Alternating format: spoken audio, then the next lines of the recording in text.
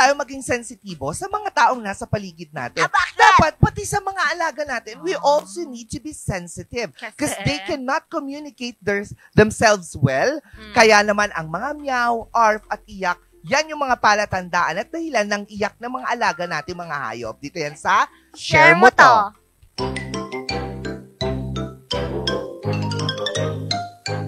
Napansin mo ba yung mga mata ng aso na parang laging malungkot?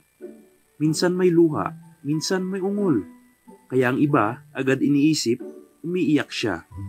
Pero umiiyak nga ba talaga ang mga hayop tulad ng tao? Ang pag-iyak ng tao ay hindi lang dahil sa pisikal na sakit. Madalas, ito ay dahil sa matinding emosyon tulad ng lungkot, takot, o kahit labis na tuwa. May tatlong uri ng luha na kinikilala. Ang basal tears, nagbibigay ng pangunahing pangangalaga sa mata. Kusa itong naglalabas ng luha para maglatag ng protektibong layer na may nutrisyon sa ibabaw ng ating kornea.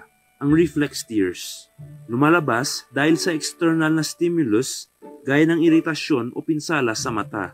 Pwede rin itong lumabas kapag babad sa lamig o sa ilang kemikal. Ang mga reflex tears ay naglilinis ng mata at tumutulong sa paggaling ng sugat.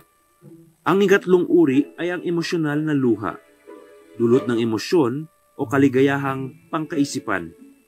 Matagal nang kinikilala ng lipunan na ang pag-iyak dahil sa lungkot ay isang natatanging ugaling pantao. Pero sa mga hayop, ibang usapan. Kapag may luhang tumulo mula sa kanilang mata, hindi ito otomatikong senyales ng kalungkutan.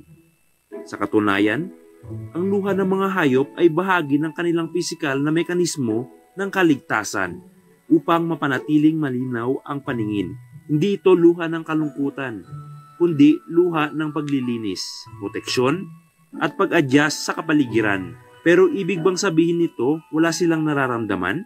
Hindi rin. Bagamat hindi sila lumuluha gaya ng tao pag nalulungkot, maraming hayop ang nagpapakita ng emosyon sa iba't ibang paraan.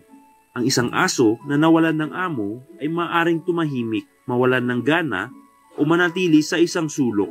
Ang mga elepante naman, tuwing may namamatay sa kanilang grupo, napapansin na nananatili sila sa tabi ng katawan at tila nagpapakita ng pagdadalamhati sa sarili nilang paraan. Hindi man ito dumadaan sa luha, makikita sa kilos at reaksyon nila ang nararamdaman. Tulad ng tao, marunong din silang makaramdam ng koneksyon sa kapwa hayop, sa pamilya, at sa mga taong nag-aalaga sa kanila. May emosyon sila. Dahil doon, karapat-dapat lamang silang unawain at tratuhin ng may respeto. Totoo yun, no? Akala natin ang mga hayop parang wala lang silang nararamdaman. Pero meron niya.